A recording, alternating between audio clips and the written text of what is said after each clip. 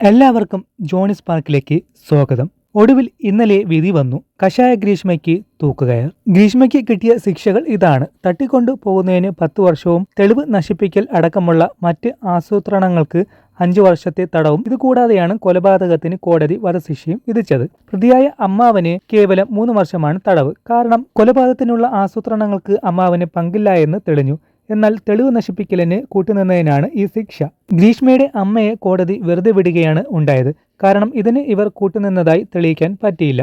അതിനാലാണ് അവരെ കുറ്റവിമുക്തയാക്കിയത്. പ്രണയത്തിനു വേണ്ടി വാവയെന്ന് വിളിച്ച് കൂടെ കൂടിയ ഷാരൂണിനെ പൈശാചിക ചിന്തയോട് കൂടി ഒരു ഭയം പോലുമില്ലാതെ കൊല്ലണം എന്ന പ്ലാനോട് കൂടിയാണ് ഇഞ്ചിഞ്ചായി അവൾ അവനെ കൊന്നത്. ഇതിൽ നിന്ന് മനസ്സിലാക്കാം, ക്രിമിനൽ മെന്റാലിറ്റിയുള്ള അവൾക്ക് വധശിക്ഷയല്ലാതെ മറ്റൊരു ശിക്ഷയില്ലെന്ന് കോടതി വിധിച്ചത്. അത്രത്തോളം നീചമായ പ്രവൃത്തിയാണ് അവൾ അവനോടും അവന്റെ കുടുംബത്തോടും കാണിച്ചത്. ഗ്രീഷ്മയെ രക്ഷിക്കാൻ വേണ്ടി അവളുടെ അഭിഭാഷകൻ ഷാരോൺ അവളെ ബ്ലാക്ക്മെയിൽ എല്ലാം ചെയ്തിരുന്നുവെന്നും ഉപദ്രവിച്ചുവെന്നെല്ലാം വാദിച്ചെങ്കിലും തെളിയിക്കാൻ പറ്റിയിട്ടില്ല. ഇവിടെ ഒന്ന് മാത്രം തെളിഞ്ഞു: അവന്റെ സ്നേഹം സത്യമായിരുന്നു. മരണക്കിടക്കയിൽ പോലും അവളെ അവൻ ഒരു വാക്കുകൊണ്ട് പോലും നോവിച്ചിരുന്നില്ല. തന്റെ മരണകാരണം അവളാണെന്ന് പോലും അവൻ പറഞ്ഞിരുന്നില്ല. അവസാന നിമിഷവും അവൻ അവളെ സ്നേഹിച്ചിരുന്നു. ഇനി വരും ദിവസം ചിലപ്പോൾ അവൾക്ക് തൂക്കുകയർ മാറ്റിക്കിട്ടിയാലും പുറത്തിറങ്ങിയാലും ജാമ്യം കിട്ടിയാലും നെഞ്ചുപിടയുന്ന വേദനയോടുകൂടി മരിച്ചുപോയ നമ്മുടെ സഹോദരന്റെ ശാപം അവൾ പോലും അറിയാതെ അവളെ വിടാതെ പിന്തുടർന്നുകൊണ്ടേയിരിക്കും. അതാണ് കർമ്മ.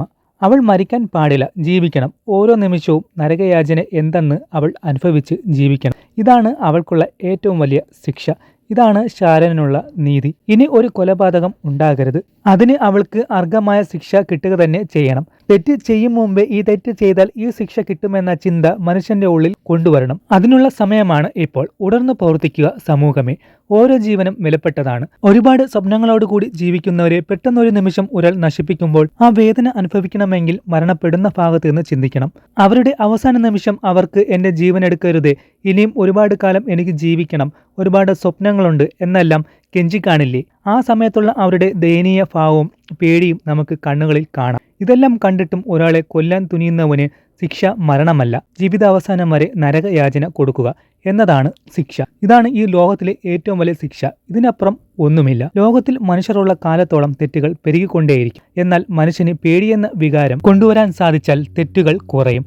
അതിന് നമ്മുടെ ഇന്ത്യൻ സിസ്റ്റം തന്നെ ടോട്ടലി മാറ്റണം. അതായത് നമ്മുടെ റൂൾസ് തന്നെ മാറ്റണം. മാറ്റിയാൽ മാത്രം പോരാ, അത് നടപ്പിലാക്കുക കൂടെ വേണം. ഇവിടെ ഇതിനൊരു അവസാനമില്ല. കഥ ഇനിയും തുടരും. മനുഷ്യർ ഉള്ള കാലത്തോളം തെറ്റുകൾ നടന്നുകൊണ്ടേയിരിക്കും. എല്ലാവർക്കും നല്ലത് വരട്ടെ.